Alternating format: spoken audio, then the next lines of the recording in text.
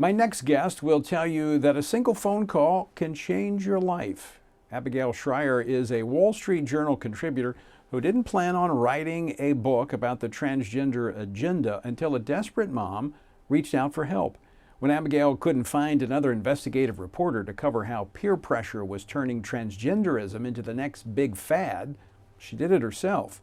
The result is a powerful book called Irreversible Damage: The Transgender Craze Seducing Our Daughters. She's here to tell you this isn't a conservative issue or a liberal issue. It's a cultural issue. It's a desperate issue for our children, and we need to address it. Abigail, thanks for joining us tonight.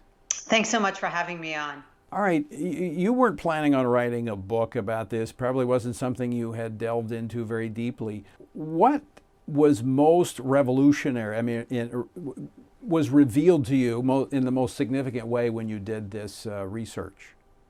Well, what was most interesting to me in a way was just that our whole, not only that there's this sharp and alarming uptick in young children and teenagers, specific teenage girls identifying as transgender in numbers we've never before seen. Politico just had a piece last week that 1 in 4 teenagers are now identifying as, some version of LGBTQ. I mean, these are very, very high numbers. But that our system has, starting as young as kindergarten, in public schools, we're indoctrinating in gender confusion.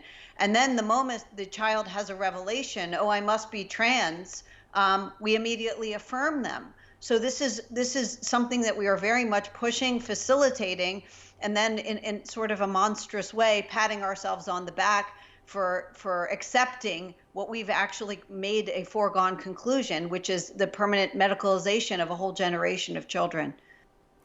So it's the kind of the indoctrination, this message that's coming into classrooms that they're hearing, but then combined with the media and social media. I mean, it is a full frontal assault on these kids who are in this, kids just quite frankly ask a lot of questions. Where are parents in all of this? Parents are getting beaten up. I mean, I interviewed, for the book, almost 5 dozen parents, most of whom are political progressives. These are people who long supported gay rights and certainly had no problems with their children coming out as gay if they were. But what they didn't believe was that their daughters, who suddenly out of nowhere decided they had gender dysphoria with their friends after watching indoctrinating themselves in social media with transgender gurus, what they didn't believe was that this seemed right. It struck them as a wrong diagnosis. Nevertheless, an army of experts are there to not only tell them they're wrong, that they must affirm their daughters, but frankly to threaten their custody if they dare question it. So from parents are alarmed. There's consensus that parents are concerned about this. What are you hearing from the doctors, the counselors, the scientists? It sounds like they all support this, but is that the case? Well, the medical accrediting organizations are pushing this. They have rewritten their standards so that the standard is now affirmative care in virtually every major medical organization, so that the doctor has to rubber stamp whatever the minor adolescent comes up with. No matter, even if they think it's a wrong diagnosis, their job is to affirm. And so unfortunately, rather than much like in the opioid crisis, when doctors were handing over the prescription pad, right now we're seeing doctors hand over the prescription pad to these very troubled teenage girls. Abigail, based upon your research and the hundreds of interviews that you did, what do you think's at the heart of this? That's a great question. There are so many things at the heart of this. I think that on the one hand, there's no question. I think that America is a lot less religious than we used to be. And you're seeing some of the effects of that, which is we've sort of lost our herd immunity to a lot of idiocy, a lot of moral idiocy, which I think our population used to generally have.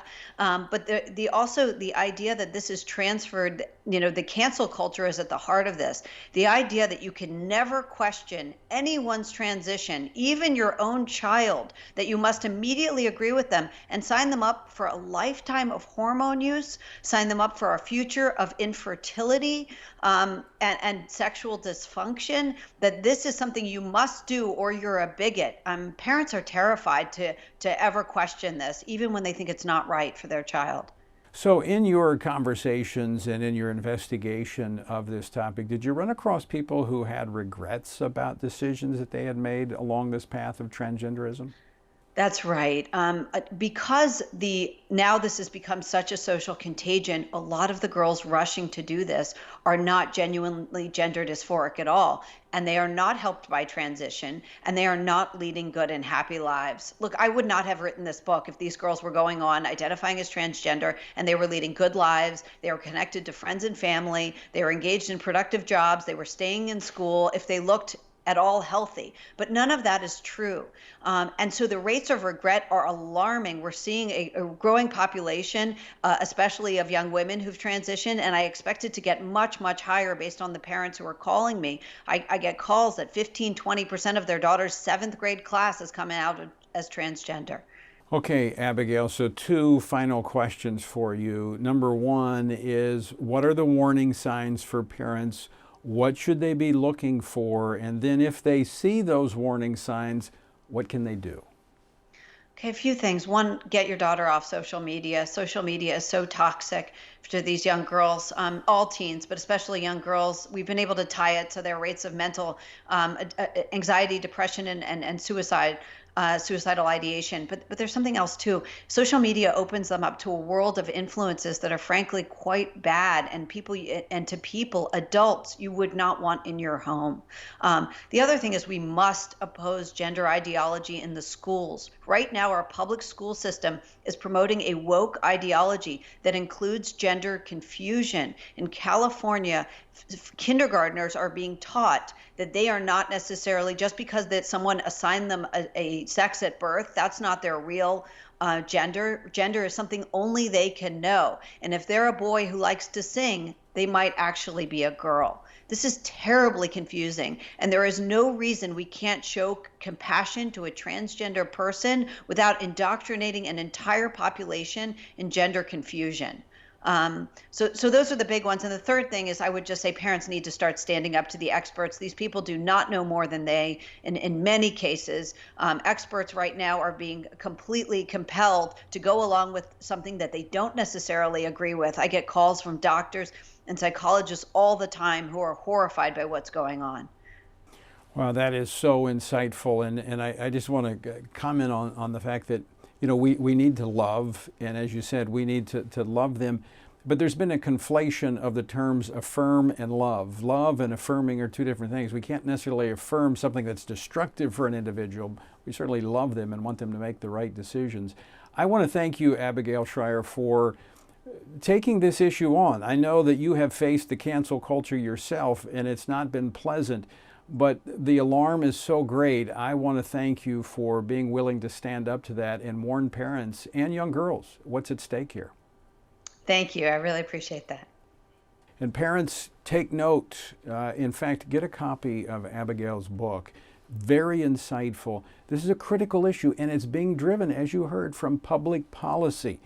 And believe me, that policy would be on steroids under a Harris-Biden administration.